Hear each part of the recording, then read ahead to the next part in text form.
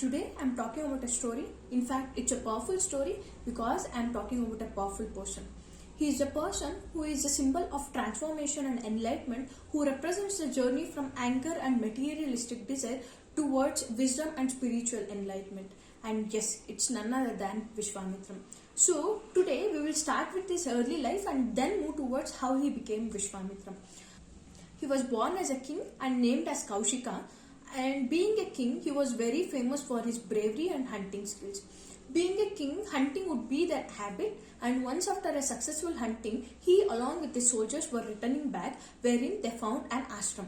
So that ashram was belonging to Vasishtha Maharshi, and if you don't know about Vasishtha Maharshi, he is one of the Brahmarshis and also one of the Saptarshis, and you can imagine his power.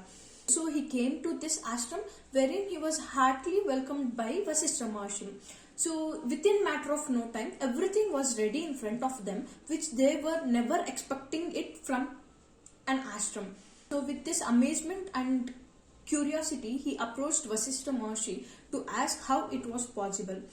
Now he got to know that Vasishtha Maharshi was gifted with Kamadhenu from Indra, which would fulfill all the needs of Vasishtha Maharshi. The king started becoming greedy the moment he heard about it, and he started feeling that Kamadhenu would be more helpful if it is in his kingdom when compared with this ashram. So he started pleading Vasishtha Maharshi to return it to his kingdom. Unfortunately, at the same time, Vasishtha Maharshi was not ready to give it and Kaushika was not ready to leave it. So he ordered his soldiers to destroy entire ashram so that he can take away Kamadhenu from there. And the thing is, he was not aware of the power of a sage, that too a Brahmarshi who has achieved a position being a Saptarshi. And now it's Vasishtha Maharshi's turn that he need to control the situation. So with his power, he controlled all the situation within a matter of second, wherein he was won against this Kaushika and his soldiers. Now Kaushika is extremely shocked. The reason being that he was not ready to accept that a sage can destroy his entire team and also the power of a king, everything. Now he started realizing the power of sage. So the same moment he decided to quit. Being a king, he sacrificed his entire kingdom and started moving towards being Brahmarshi, wherein he sacrificed everything and moved out of it. So being Brahmarshi is not easy, and it's not an easy path at all. So, but he had this desire to be so, because he started himself treating as a competitor for Vasishtha Maharshi, wherein he wanted to be the best and better than Vasishtha Maharshi.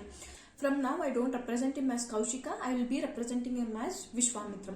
So being Vishwamitra, the path was definitely very difficult, and you will know this particular thing, like whoever is trying to achieve something big, Indra will come into picture. Indra sent Rambe to disturb Vishwamitra, and unfortunately, she was failed in her task and she was punished to be a statue. And later on, Menake came into picture, wherein she was also one of the prominent Apsaras, and she was successful in that, and which led to the birth of Shakuntala. And just after the birth of Shakuntala, Menake left, and at the same time Vishwamitra started realizing his goal, and he started understanding that he was deviated from his goal, and even he left from there on. Now let's know about Vishwamitra's aggression, doing his best to become Brahmarshi, not because of his intention, not because of his interest, but to prove that he is best and better than Vasishtha Maharshi. Satyavrata Maharaja was a king, was very honest and humble king, and his Kulaguru was Vasishtha Maharshi. But this Satyavrata Maharaja had an unusual interest and unusual desire that he need to enter the heaven alive. That means Sasharira Swargarohan. And that was not possible, and it was clearly explained by Vasishtha Maharshi that it is not possible. Still, he started pleading Vasishtha Maharshi, and finally Shakti Muni, who is the son of Vasishtha Maharshi, was so angry towards him and he punished him. Still, he was not ready to leave his desire. So Vishwamitra was aware of all this drama, and now he started entering into this story, wherein he wanted to prove that he can do something which can't be done by Vasishtha Maharshi. He promised Satyavrata Maharaja that he can achieve this and he can send him to heaven alive. And with this action, he created one more heaven, which is just a mirror image of heaven, which is called as Trishanku Swargam. One thing that we should not forget is that Vishwamitra is the one who tested Satya Harishchandra throughout his entire journey. After doing all these things, the things which can't be done by Vasishtha Maharshi was also achieved by Vishwamitra, but he couldn't become Brahmarshi. That was a big question mark for him, and later on he decided to approach Vasishtha Maharshi to know why he couldn't achieve this. So he started moving towards his ashram to get a clarity on this. When he reached the ashram, he heard the conversation between Vasishtha Maharshi and Arundhati. Arundhati is none other than Vasishtha Maharshi's wife. So even Arundhati had the same question, like after doing all these things, why Vishwamitra can't be Brahmarshi? So now Vasishtha Maharshi started answering her that if he kills me, then he can definitely become Brahmarshi. That was his answer. And just by hearing that, Vishwamitra all of a sudden decided to kill Vasishtha Maharshi so that he can become Brahmarshi. Vasishtha Maharshi continued further, saying that he still has this feel of pride in his mind and in his heart, which need to be removed. Once after that, he will become Brahmarshi. That was his answer.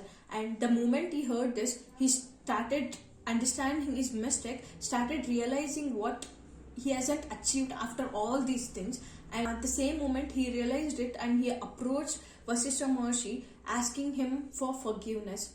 And that time Vasishtha Maharshi said that now at this moment you are Brahmarshi. This is how a king became Brahmarshi. Before ending this video, I would like to mention that the note will be given by the end of this video, and just don't forget to check it out. And now coming back to the story. So after hearing all this story, don't you feel that somewhere something is missing? Yes, there is something missing, and that missing story is for another day. And hold your curiosity and wait for my next video, and see you. Bye bye.